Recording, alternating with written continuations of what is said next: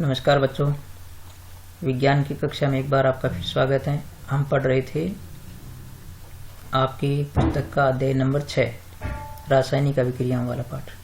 तो इससे पहले हमने संयुग्मन अभिक्रिया और विस्थापन अभिक्रियाओं के बारे में पढ़ चुके हैं। आज हम पढ़ते हैं अपघटनीय अभिक्रिया। तो जैसे इसका नाम है अपघटनीय अभिक्रिया, यानी ऐसी अभिक्रिया जिसमें किसी यौगिक का अपघटन होता है, अर्थात वो अपने तत्वों में या फिर यौगिक जन्य आगे यौगिकों में टूट जाता है। तो इस प्रकार से सबसे पहले तो आप क्या किया करें, नंबर 1 तो उसकी परिभाषा याद रखा करें, ठीक है, यानी अपघटनीय अभिक्रिया होती क्या है। और नंबर 2 कम से कम उसका एक उदाहरण, ठीक है, उसकी एक उदाहरण की समीकरण जो आप जरूर याद करें। ये 2 बातें याद किया करें, कम से कम 2 बातें आप याद किया करें। तो अपघटनीय अभिक्रिया की परिभाषा क्या हो जाती है कि वह रासायनिक अभिक्रिया जिसमें कोई यौगिक अपने अवयवी तत्वों में या फिर एक से अधिक यौगिकों में टूट जाता है, तो उसको हम क्या कहते हैं, अपघटनीय अभिक्रिया कहते हैं। तो ये इसकी परिभाषा। और फिर इसमें क्या है कि अपघटन जो है वो 3 प्रकार से होता है। तो हम पहले प्रकार का अपघटन लेते हैं, वो होता है विद्युत अपघटन।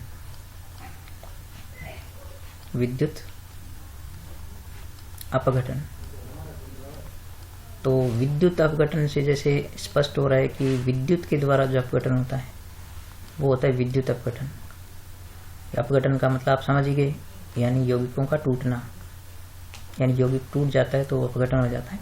तो विद्युत के द्वारा अपघटन का मतलब है कि विद्युत के द्वारा अपघटन हो। तो इसमें क्या है कि यदि आप जल का विद्युत अपघटन करते हैं तो जल हमारे पास होता है H2O। तो यदि इसका अपघटन होगा तो वो हाइड्रोजन और ऑक्सीजन में, यानी अपने अवयवी तत्वों में विभक्त हो जाता है। हम यहाँ देखते हैं कि 2 ऑक्सीजन है यहाँ पर 1 ही ऑक्सीजन है, तो 2 से इसको मल्टीप्लाई कर दें तो 4 हाइड्रोजन हो गए, तो यहाँ भी 2 लगा दें, 4 हो गए। तो इस प्रकार से ये जो है वो अपने अवयवी तत्वों में टूट गया। तो ये किसके द्वारा होता है, विद्युत के द्वारा अपघटन होता है, इसलिए इसको बोलते हैं विद्युत अपघटन।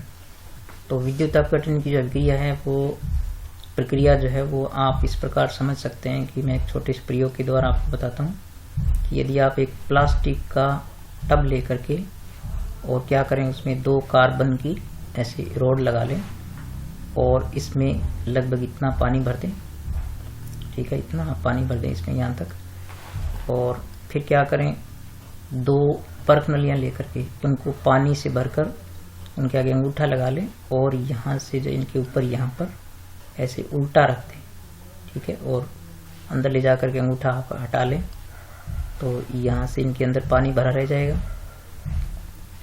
तो ये पहले पानी से भरी होगी पूरी, ठीक है, यहाँ पर हमारी पूरा इसमें पानी है, तो पहले तो इसमें पानी भरा रह जाएगा। और फिर आप क्या करेंगे कि एक बैटरी लेकर के, यहाँ पर एक बैटरी लेकर के, और क्या करेंगे आप यहाँ से इसको यहाँ से जोड़ दें और यहाँ से इसको एक कुंजी के द्वारा यहाँ जोड़ दें। तो ये बैटरी का प्लस होता है और ये बैटरी का माइनस होता है। तो क्या होता है कि जब इसमें विद्युत धारा प्रवाहित करेंगे, आप इसको ऑन करेंगे, की को, कुंजी को ऑन करेंगे, बटन को ऑन करेंगे, तो आप ये पाएंगे कि चूंकि ये धनात्मक ध्रुव है इसका बैटरी का, तो चूंकि ऑक्सीजन ऋणात्मक होती है तो वो धन ध्रुव पर जा करके और यहाँ पर रिलीज हो जाएगी। तो आप ये पाएंगे कि जैसे मान लीजिए इसमें इतनी ऑक्सीजन, ठीक है, मान लीजिए इसमें इतनी जो है आपके पास ऑक्सीजन बनती है यहाँ तक, तो आप ये पाएंगे कि हाइड्रोजन जो है यहाँ से क्या होगी, दुगनी बनेगी यहाँ से, ठीक है, ये यहाँ से इसमें यहाँ पर दुगनी मात्रा में क्या हो जाएगी, हाइड्रोजन बनेगी। तो यहाँ पर ऑक्सीजन इसमें प्रणाली में बनेगी और यहाँ बनेगी हाइड्रोजन। दुगनी क्यों होगी बच्चों, क्योंकि जब जल का एक अणु टूटता है तो आप देख सकते हैं कि उसमें हाइड्रोजन के 2 परमाणु निकलते हैं और 2 अणु निकलते हैं और ऑक्सीजन का 1 अणु निकलता है। तो इस प्रकार से जल के 2 अणु टूटने पर 2 हाइड्रोजन के अणु निकलते हैं, यानी यहाँ पर ये 2 अणु हैं, इसके जल के 2 अणु हैं और यहाँ पर आपके पास 2 अणु किसके बन रहे हैं, हाइड्रोजन के, और 1 अणु किसका बन रहा है, ऑक्सीजन का। तो इसका मतलब आप देख सकते हैं कि इसका आयतन दुगना हो जाता है। तो ये दुगनी खाली होगी और ये जो है वो ऑक्सीजन वाली आधी खाली होगी। तो चूंकि ये ऋण ध्रुव है तो इस पर हाइड्रोजन मुक्त होगी, तो इस प्रकार इसका विद्युत अपघटन हो जाता है। फिर दूसरे प्रकार का अपघटन होता है ऊष्मीय अपघटन, यानी ऊष्मा के द्वारा जो अपघटन होता है वो ऊष्मीय अपघटन, तापीय अपघटन भी इसको कहते हैं, ऊष्मीय या इसको क्या कहते हैं तापीय अपघटन भी कहते हैं, तापीय अपघटन। तो ये जैसे नाम से स्पष्ट है कि ताप के द्वारा जो अपघटन होगा या ऊष्मा के द्वारा जो अपघटन होगा वो ऊष्मीय अपघटन या तापीय अपघटन हो जाता है। तो इसमें किसी यौगिक को गर्म करेंगे, जैसे हमारे पास यदि CaCO3 है यानी कैल्शियम कार्बोनेट है, ये आपके पास कैल्शियम कार्बोनेट, ठीक है। तो यदि हम इसको गर्म करेंगे, यहाँ पर इसको गर्म करेंगे, ऊष्मा देंगे, तो क्या होता है ये कैल्शियम ऑक्साइड और कार्बन डाइऑक्साइड के अंदर टूट जाएगा। ये कैल्शियम ऑक्साइड हो गया, ये हो गया आपका कैल्शियम ऑक्साइड, और ये हो गया आपकी कार्बन डाइऑक्साइड, कार्बन डाइऑक्साइड हो गया, ठीक है। तो इस प्रकार से आपके पास ये दो यौगिक बने, यानी एक यौगिक यहाँ पर दो यौगिकों में टूट रहा है, यहाँ पर एक यौगिक जो है वो दो तत्वों में टूट रहा है। तो इस प्रकार ये तापीय अपघटन हो जाता है, ऊष्मीय अपघटन हो जाता है। इसी प्रकार से आप तीसरा जो अपघटन होता है वो होता है प्रकाशीय अपघटन।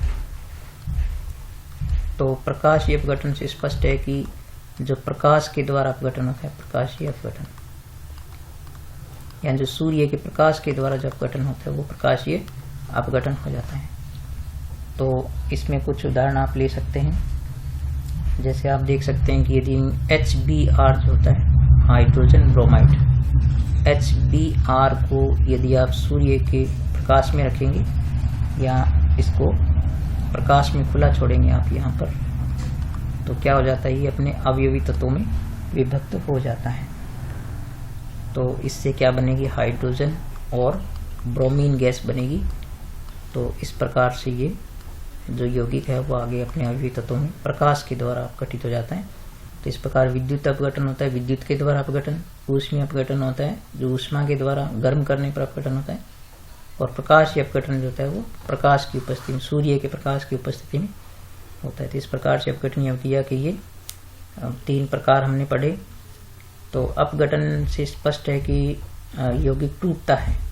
अब ये 3 प्रकार से 3 तरीके बताएं आपको, 3 तरीके से वो टूट सकता है। तो इसमें मुख्य प्रश्न यही बनता है कि अपघटनीय अवक्रिया किसे कहते हैं, उदाहरण द्वारा समझाइए, या फिर कोई समीकरण देकर के आपसे पूछ सकते हैं कि भी निम्न अभिक्रिया जो है वो किस प्रकार की रासायनिक अभिक्रिया है। तो यहाँ आप इसको अच्छी तरह समझें, और फिर हम इसमें जो कुछ आगे छोटी छोटी अभिक्रियाएं जो और हैं, जैसे हम आगे लेते हैं तीव्र अभिक्रिया। तो तीव्र अभिक्रिया के नाम से स्पष्ट है, जैसे कि यहाँ हम लेते हैं आगे तीव्र अभिक्रिया। तो तीव्र अभिक्रिया से, तीव्र का मतलब हो गया तेज, तो वह रासायनिक अभिक्रिया जो तेजी से संपन्न होती है क्या कहलाती है, तीव्र रासायनिक अभिक्रिया कहलाती है। तो इसमें कुछ जो सक्रिय यौगिक होते हैं वो बहुत तेजी से क्रिया करते हैं। जैसे आप देख सकते हैं कि मान लीजिए प्रबल अम्ल है, ठीक है, प्रबल अम्ल यदि अभिक्रिया करेंगे प्रबल क्षारों से, तो यानी प्रबल अम्ल जो प्रबल क्षार से यदि अभिक्रिया करते हैं तो इससे जो रासायनिक अभिक्रिया होगी, क्योंकि ये भी प्रबल है, बहुत सक्रिय होता है, और ये भी प्रबल है, तो दोनों की अभिक्रिया बहुत ही तीव्र गति से संपन्न होती है। तो इस प्रकार से ये जो अभिक्रिया होगी वो तीव्र अभिक्रिया कहलाती है। और बच्चों कुछ अभिक्रियाएं तो इतनी अम्लों के अंदर इतनी जो है तीव्र गति से संपन्न होती है कि 10⁻⁻10 सेकंड, तो 10⁻⁻10 सेकंड बहुत ही सेकंड का एक बहुत छोटा हिस्सा हो गया, तो इसमें ही संपन्न हो जाती है। तो इस प्रकार से ये अभिक्रियाएं जो है वो तीव्र अभिक्रियाएं कहलाती है। जैसे एक बहुत साधारण सी अभिक्रिया हम ले सकते हैं, जैसे यदि NaOH,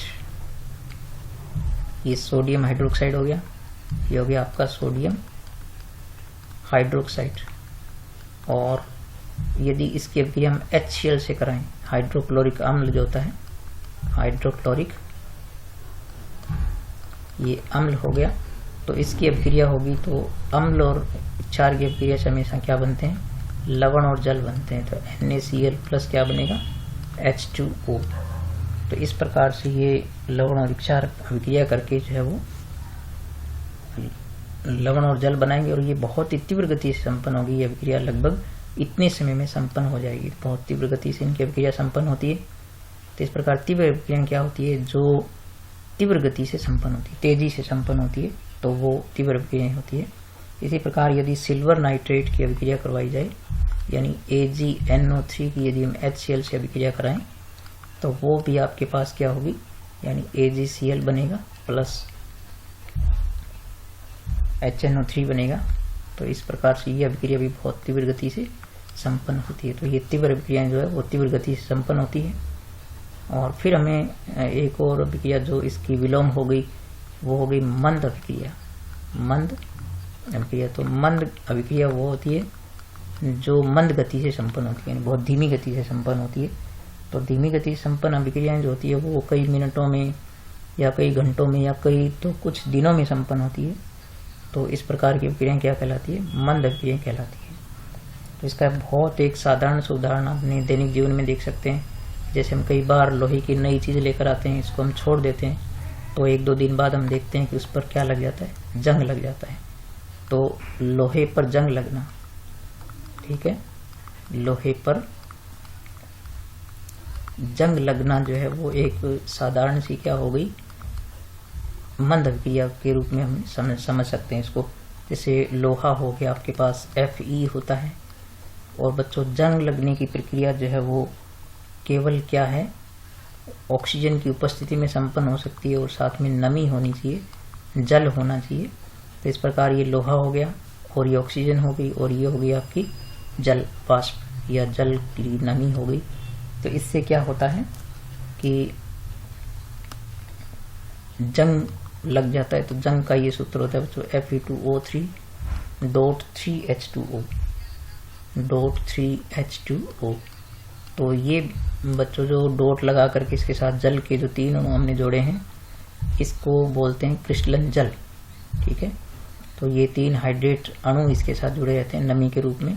तो ये हो गया आपका जंग, यानी ये जंग का रासायनिक सूत्र हो गया। जंग लगता है, जो लोहे पर जंग लग जाता है भूरे रंग का, तो वो होता है जंग। तो इस प्रकार से ये रासायनिक अभिक्रिया जो है वो इस प्रकार से संपन्न होगी। तो इसको हम सरल थोड़ा बैलेंस करेंगे। तो यहाँ पर 4, यहाँ पर 3 और यहाँ पर 6 और यहाँ पर आपके पास आएगा 2।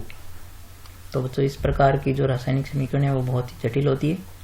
तो इनको बैलेंस करना परीक्षा में थोड़ा मुश्किल होता है, बहुत समय बर्बाद करने वाला होता है। तो आप क्या करें, ऐसे समीकरणों को आप थोड़ा याद रखें, इनके कम से कम ये गुणांक याद रखें आप। तो इस प्रकार से हमने ये देखा कि तीव्र अभिक्रियाएं क्या होती है, मंद अभिक्रियाएं क्या होती है। तो आप इनको इनके नाम से ही याद रख सकते हैं। और कुछ रासायनिक इनके उदाहरण जो है वो आप लिख करके याद कर लीजिए और समीकरण बार बार लिख के देखा करें। इसी प्रकार बच्चों एक अभिक्रिया हम और ले सकते हैं। जैसे हमारे पास एसिटिक अम्ल है, तो एसिटिक अम्ल जो है कार्बनिक अम्ल होता है CH3COOH। और यदि इसकी अभिक्रिया किससे कराई जाए, एथिल अल्कोहल से C2H5OH से कराई जाए, तो इससे क्या बनता है, एथिल एसीटेट बनेगा, यानी CH3COO C2H5 और प्लस में क्या बनेगा, जल बनेगा। तो वैसे ये भी एक अम्ल और क्षार की अभिक्रिया है। तो यहाँ पर ये हो गया एसिटिक अम्ल या एथेनोइक अम्ल बोलते हैं इसको। तो ये हो गया आपका एसिटिक अम्ल और ये होगी एथिल अल्कोहल, एथिल अल्कोहल। तो एथिल अल्कोहल की जब, या इसको एथेनॉल भी बोलते हैं, तो इसकी अभिक्रिया जब होती है तो यहाँ पर एथिल एसीटेट बनता है, एथिल एसीटेट बनता है और साथ में जल बनता है, जल वाष्प बनती है। तो एथिल एसीटेट होगी और ये हो गया जल। तो ये अभिक्रिया भी मंद गति से संपन्न होती है। तो इस प्रकार से मंद अभिक्रियाएं क्या होती है, जो मंद गति से संपन्न होती है। तो आज हमने जो अभिक्रियाओं के बारे में 3 अभिक्रियाओं के बारे में पढ़ा है और पहले हम 2 अभिक्रियाओं के बारे में पढ़ चुके हैं। तो इसके आगे जो हम आगे की वीडियो में कुछ और अभिक्रियाओं के बारे में जानेंगे। तो ये पूरा चैप्टर जो आपका है वो अभिक्रियाओं के प्रकार के बारे में है। तो आप इनकी परिभाषा याद किया करें और साथ में कम से कम एक समीकरण जरूर याद करें, और अन्यथा 2 समीकरणें जिनमें देर की याद होती है आपको तो बहुत अच्छी बात है। तो बच्चों, मेरा ये वीडियो आप लाइक किया करें और शेयर किया करें, सब्सक्राइब जरूर करें ताकि आपको लगातार मेरी वीडियोस मिलते रहें। और मैं ये कहना चाहता हूँ कि मैं इतनी वीडियो जो है वो लगातार अंग्रेजी, गणित और विज्ञान पर बनाता आ रहा हूँ, लेकिन आपके सब्सक्रिप्शन मुझे बहुत कम मिल रहे हैं। तो आप मेरे चैनल को सब्सक्राइब करें जरूर और अपने दोस्तों को भी बताएं और ध्यान से मेरी वीडियो देखा करें। मैं आपको बिल्कुल एकदम आसान तरीके से समझाने की कोशिश करता हूँ। तो आप बार बार देखा करें, पूरा वीडियो देखा करें और लाइक किया करें और मेरे चैनल को सब्सक्राइब जरूर करें ताकि मुझे काम करने की, मेहनत करने की और आपके लिए ये जो आपको मैं फ्री एक प्रकार से ट्यूशन उपलब्ध करा रहा हूँ, इसके लिए मुझे बल मिलेगा और मैं आपके लिए और अच्छा काम करूँगा। ये मेरा वादा है। तो मिलेंगे बच्चों अगले वीडियो में।